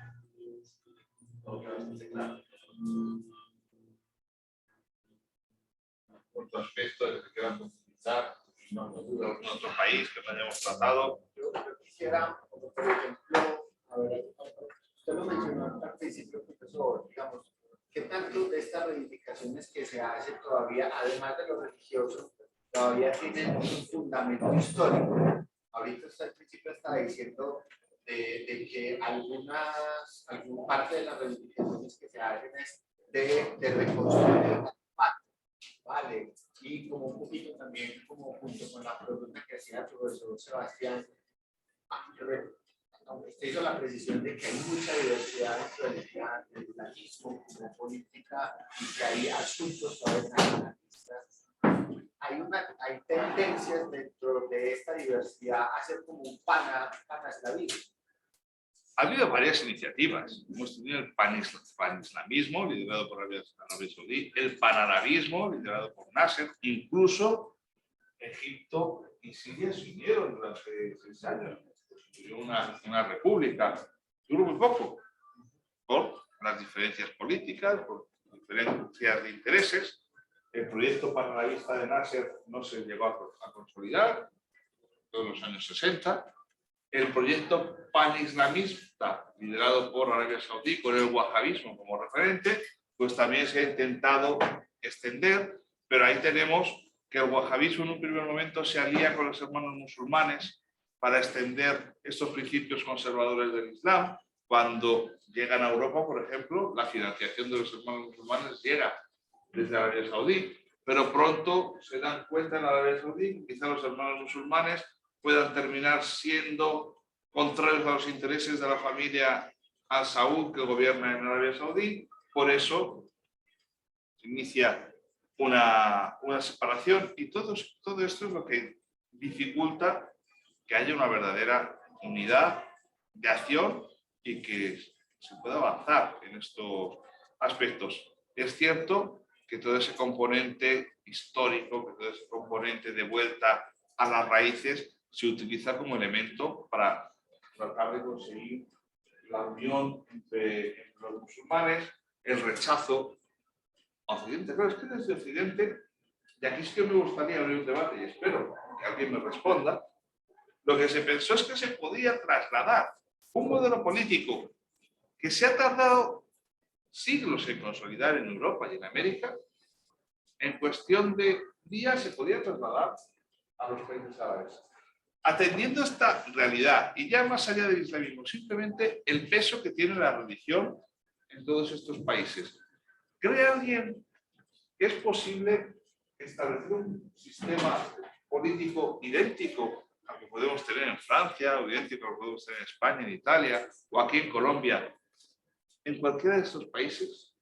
Que la sociedad puede entender este concepto de libertad que desde la Revolución Francesa hemos ido consolidando tanto en Europa como en América, porque a raíz de la Revolución Francesa viene Napoleón, que es cuando se inician los procesos de independencia en Latinoamérica, que se identifican con procesos democráticos, y todo esto ha tardado siglos, porque tanto en Latinoamérica como en Europa hemos tenido varias dictaduras: dictadura en Portugal, dictadura en España, dictadura en Italia, dictadura en Alemania, dictaduras en varios países de Latinoamérica, sobre todo en los países del Cono Sur.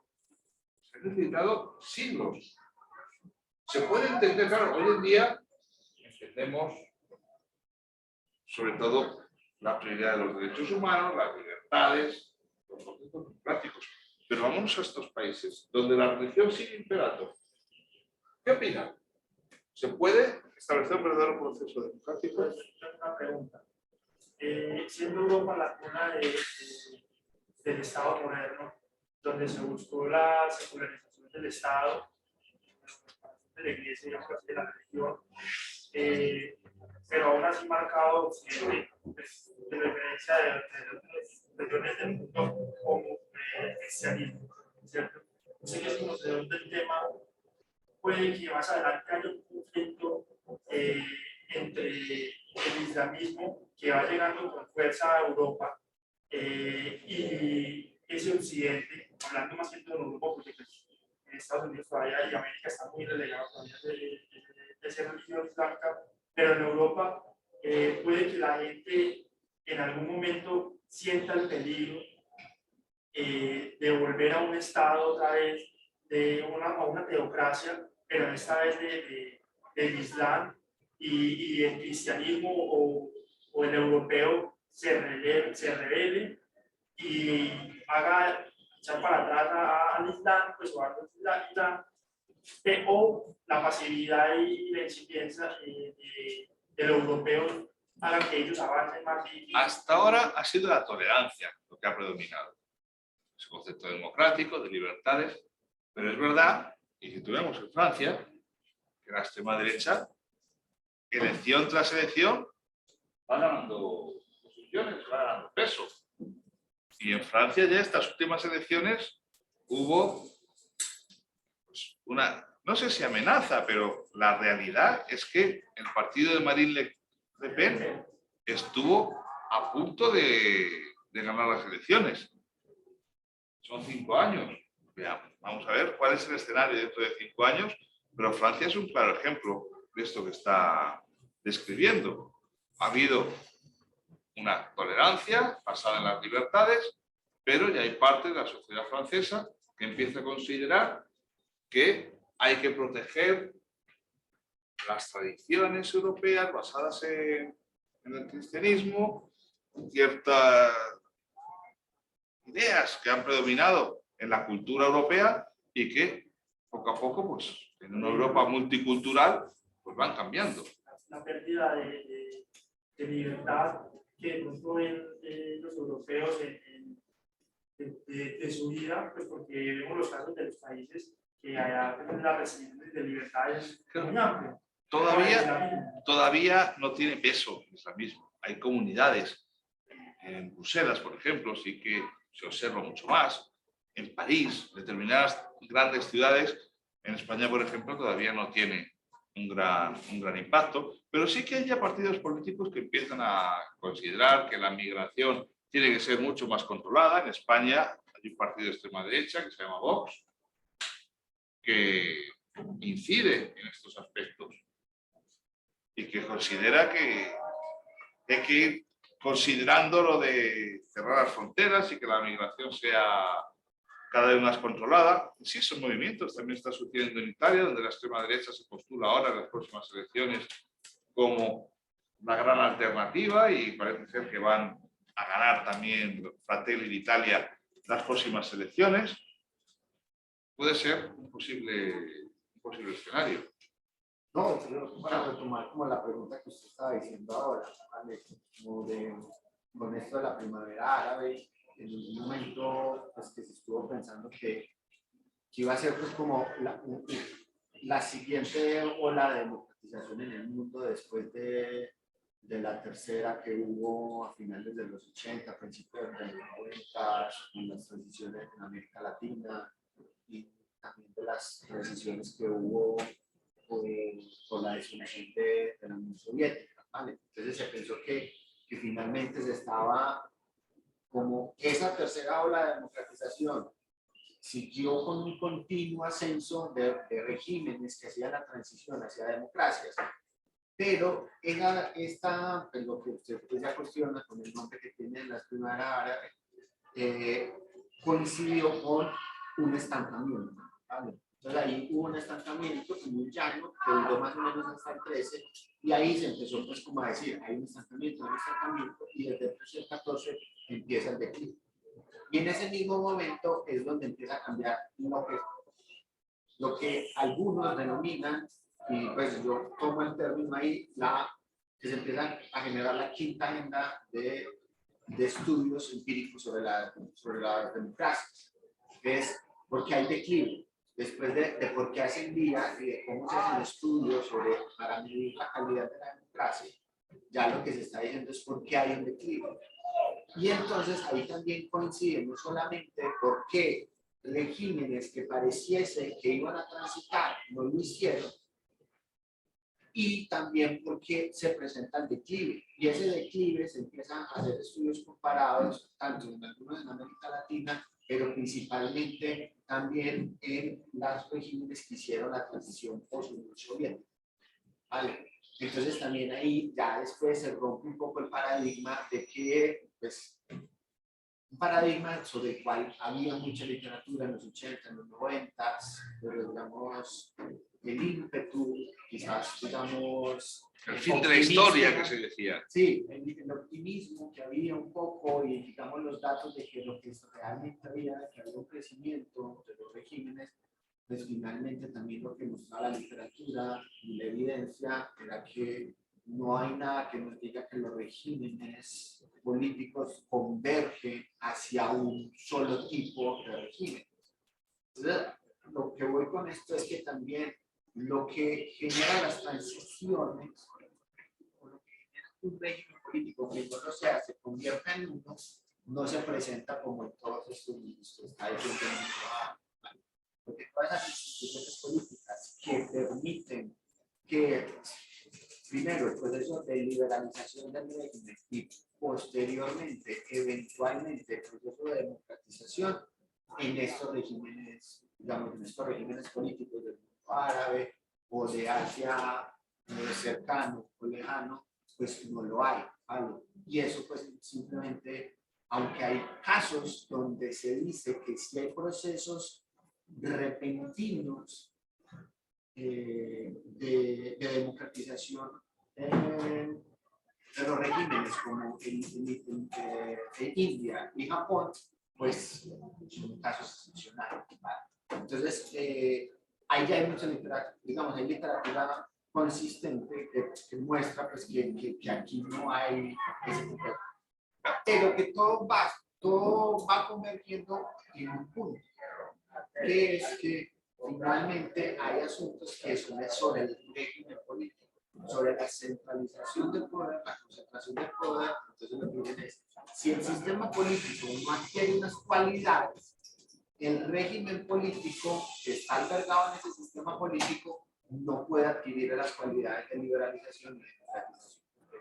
Pero todo pasa es por las cualidades del sistema político, y si las cualidades del sistema político están muy determinadas es por un proyecto religioso, eso no permite unas características que debe tener la centralización del poder.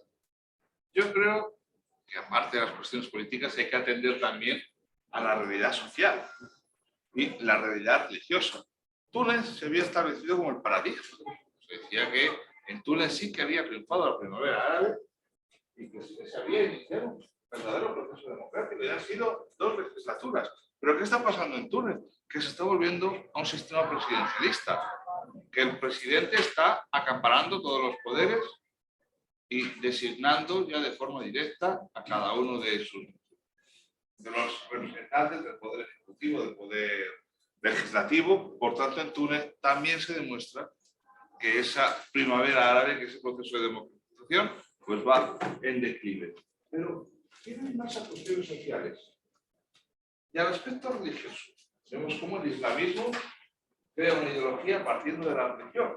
No sé si han viajado a algunos de estos países, pero en Egipto, que se considera uno de los países más abiertos, un país secular, hoy en día, salvo en determinados contextos, ya hablo en contextos académicos, es difícil ver mujeres con la cabeza destapada.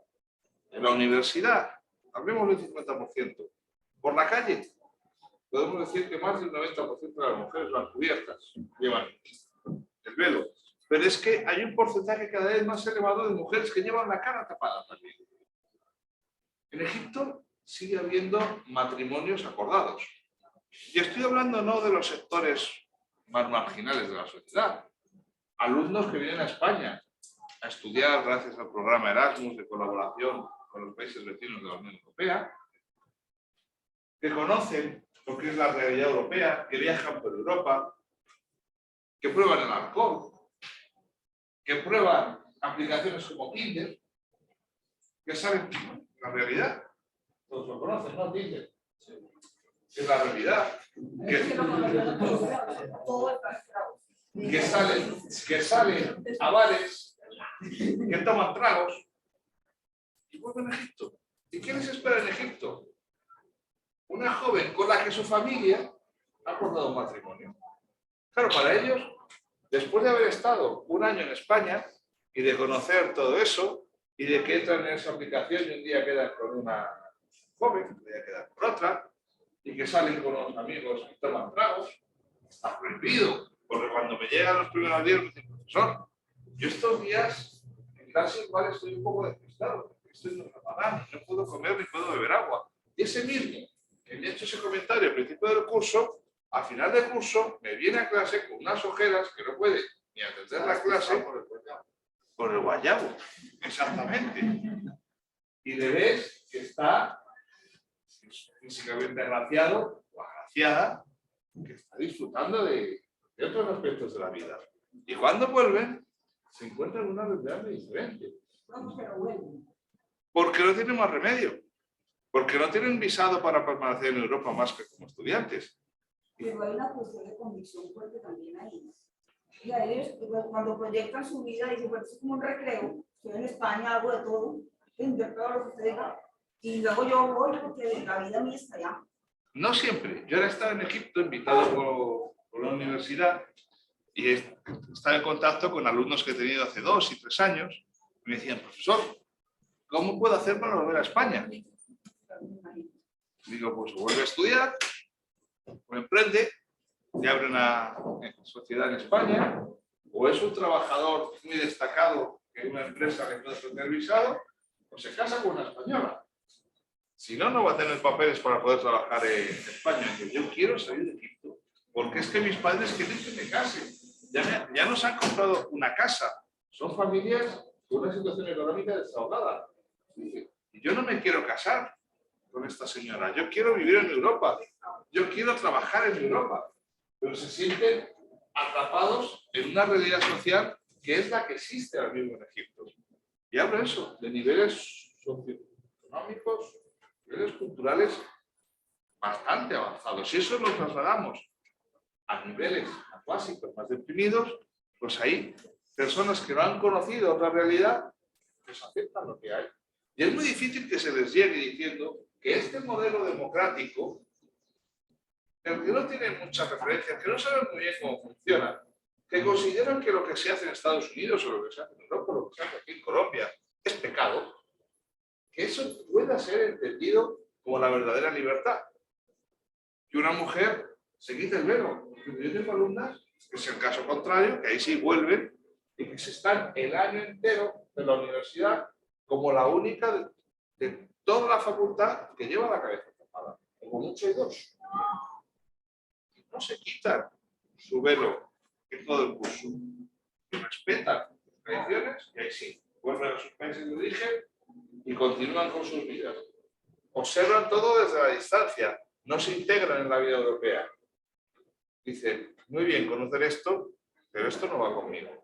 Y esas personas vuelven a Egipto y háblenle ahora de libertad. Hacía antes referencia a Sayyid Qutb, que se le considera el padre de la yihad. Sayyid Qutb era un enamorado de la cultura de Estados Unidos. Viaja en los años 60 a Nueva York. Y cuando llega a Nueva York se siente discriminado. Esas libertades parece que se le escapan. Los años 60 de Estados Unidos, lo comparamos con los años 60 en Egipto, sociedad tradicional, sociedad totalmente liberal en Estados Unidos, él no entiende lo que está viendo ahí. Él no entiende esa libertad sexual, libertad de consumo de todo tipo de sustancias. Eso le horroriza ese instituto. Y cuando vuelve a Egipto, vuelve muy radicalizado y con la idea de que el islamismo debe ser la ideología que debe tiene de triunfar. Y a partir de ahí empieza a impulsar esa ideología de la que se nutren los grupos islamistas radicales. Es muy complicado el trasladar un concepto de libertad que tenemos consolidado en Europa y en América a países donde la religión sigue teniendo un peso determinante. Y a mí, uno de mis alumnos, y además, es que han sido varios casos, estos días que he estado en Egipto, que me han venido pidiendo soluciones a sus vidas, que les permitan llegar a Europa. Porque eso sí, una vez que uno consigue los papeles para trabajar en España, son 27 países los que tienen abiertos para moverse sin ningún tipo de restricción, gracias a la Unión Europea. Salarios más altos, libertades, otro tipo de vida, pero que por cuestiones burocráticas pues no tienen acceso. ¿Algo al respecto? ¿Algo de añadir al respecto? Con relación a las libertades, con relación a cómo entender las libertades en determinados contextos. Pues vamos a Tinder. Pues vamos a Tinder y sí. No, yo sé que cuando hablo de Tinder eso anima mucho. Tengo una pregunta.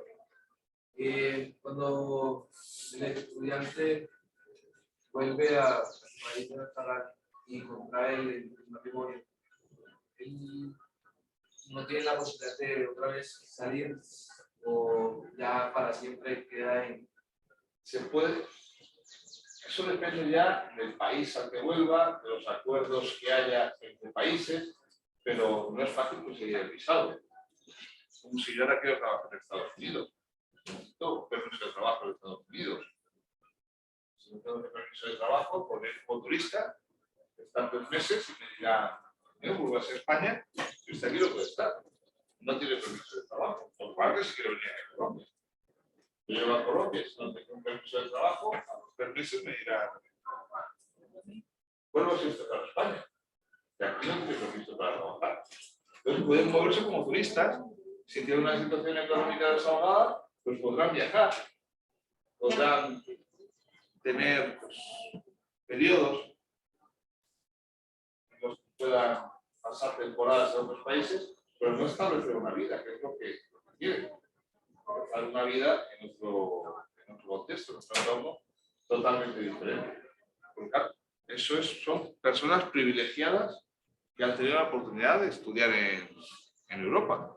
Quien no ha tenido esa oportunidad no conoce otra realidad. Ayer, y cambiando de escenario por completo, hablando con una amiga, decía que había visitado Cuba hace algunos años y que le sorprendía que la gente, a pesar de las limitaciones, era feliz y que había vuelto hacía unos años y que ya la gente no estaba tan feliz. Claro, en el año 2007-2008 en Cuba no había internet. Lo que se conocía era la realidad cubana, lo que quería transmitir el gobierno. Ahora un cubano, aunque con limitaciones también, pero entra en internet y ya puede ver una película de tu país, ya puede ver La Reina del Flow. Dice, eso es lo que se lleva ahora, ¿no? Yo no lo he visto. Pero creo que es lo que se lleva, ¿no? En España tiene muchísimas tomas, La Reina del Flow. Eso es de un artista, ¿no? Que se hace famoso. Bueno, no sé, no lo he visto. Intenté ver un capítulo, pero no me terminó de enganchar. Pero ves La Reina del Flow. Y dice, ¿y por qué aquí en Cuba no se puede llegar a esto? Y ya el joven cubano ya no está tan feliz, ya no está tan contento. El año pasado ya hubo manifestaciones. Lo que pasa es que el régimen cubano, en cuanto hay cualquier movimiento, actúa y envía a la cárcel a todos los que están liderando el movimiento y el resto dice, bueno, pues si esto está así, mejor no rebelarnos. De cierto modo, puede pasar lo mismo en países árabes donde hay sistemas autoritarios. En Bahrein hubo movimientos sociales. Claro, pues, días. En Egipto, Túnez, pues fue una situación diferente porque ahí ya se pasa todo el mundo y los gobernantes huyeron en el año 2011. Pero sistemas políticos que tienen el control, o gobiernos que tienen el control para evitar que estas cosas sucedan. Pero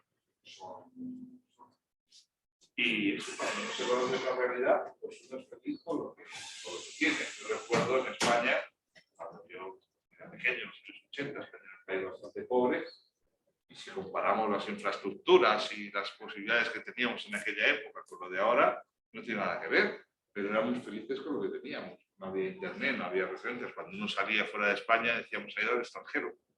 Y el extranjero era pues como otro mundo, donde la vida era diferente, pero algo desconocido, inaccesible para nosotros. Y en muchos casos esto sigue sucediendo.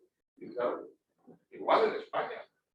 Eso de la religión era determinante. España había estado bajo una dictadura hasta el año 1975, donde había ciertas normas que había que cumplir, y quien no cumplía esas normas pues era señalado. A partir de los años 80 empiezan las libertades y todo cambia en España, pero cuando no se conoce otra cosa, pues es difícil que le puedan llegar con un modelo de gobierno, con un modelo de organización política que no se termina de entender. Y ahí está el gran problema para poder democratizar, como se decía en Estados Unidos a partir del año 2001. Vamos a democratizar la guerra contra el terror, la democratización de estos pobres países que no saben organizarse. Les vamos a enseñar a organizarse. Se ha demostrado en Afganistán, decía que no quería darle mucha relevancia, pero se ha demostrado en Afganistán. Los talibanes han vuelto al poder. No ha habido resistencia contra los talibanes. Eso es porque los talibanes tienen tanta fuerza militar que nadie se atreve a hacer contra ellos, o porque la población al final, después de 20 años de ocupación, ha dicho: nosotros nos identificamos más con estos señores, con esta propuesta conservadora, que con estos otros principios que nos llegan de Estados Unidos. Pero nunca se va a reconocer. Yo creo que ha habido sido un rechazo frontal hacia una imposición de un modelo democrático que no ha funcionado, porque los señores de la guerra han seguido dominando el país como venían haciendo con anterioridad, y al final llegan los talibanes, que habían sido los mujahidines que habían luchado contra los soviéticos ya en los años 70 y 80, y quizá haya un porcentaje muy alto de la población afgana que se sienta más identificada con los talibanes, y probablemente vayan a seguir gobernando el país durante mucho tiempo. La identidad. Sí, exactamente.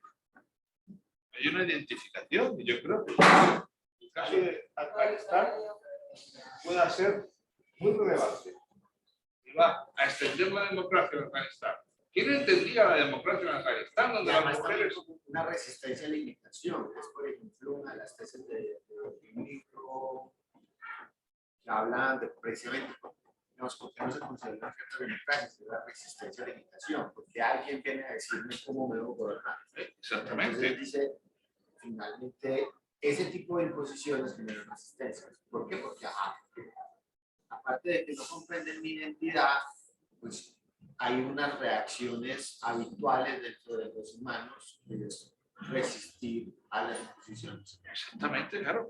Llegan a un país donde las mujeres no podían estudiar, donde iban tapadas, y se dice, no a la libertad. Es lógico que desde países donde tenemos libertades, veamos a una mujer con el cuerpo cubierto y digamos, ¿qué es eso? Pero es que en un país donde todas las mujeres van así, quizá lo que no se entienda es que de la noche a la mañana se tienen que quitar el burka y vivir de una manera totalmente diferente. Todos son procesos que se deben ir consolidando, se deben ir adaptando, y no se puede llegar de la noche a la mañana y decir, esto es lo bueno, esto es la democracia, y a partir de mañana ustedes son un país democrático, voten, eligen a sus candidatos, ¿y cuáles son los candidatos que ganan? Los más conservadores. Y ese es el resultado de muchos casos de todos los procesos. Bueno, yo hay más preguntas. Por mi parte, nada más. Espero que...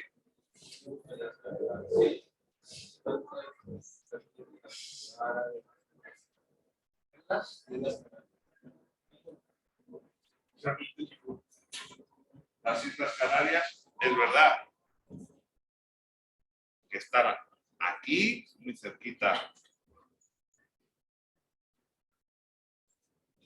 de Marruecos, pero Si uno viaja a cualquiera de las Islas Canarias, lo que se va a encontrar es la Virgen de Santa Cruz, la Virgen de muchas vírgenes. Es un territorio español totalmente. Sí que es verdad que en los últimos años está siendo una alternativa para llegar desde África a Europa, pero se limitó el proceso migratorio y normalmente los ciudadanos subsaharianos principalmente que llegan a Canarias luego son trasladados a otras zonas de Europa. No quiere decir que no haya alguna mezquita de alguna comunidad musulmana, ¿no? Esos países tradicionalizados por el Islam, eso son hacia la materia prima. Cuando ha habido procesos democráticos, ha habido sufragio universal. Y cuando hay votaciones, salvo hay países más conservadores, como Arabia Saudí, donde limitaciones, en Irán todavía para las mujeres hay limitaciones, no se les deja el fútbol. Pero generalmente cuando ha habido procesos electorales sí que ha sido por sufragio universal. A raíz de la enfermedad.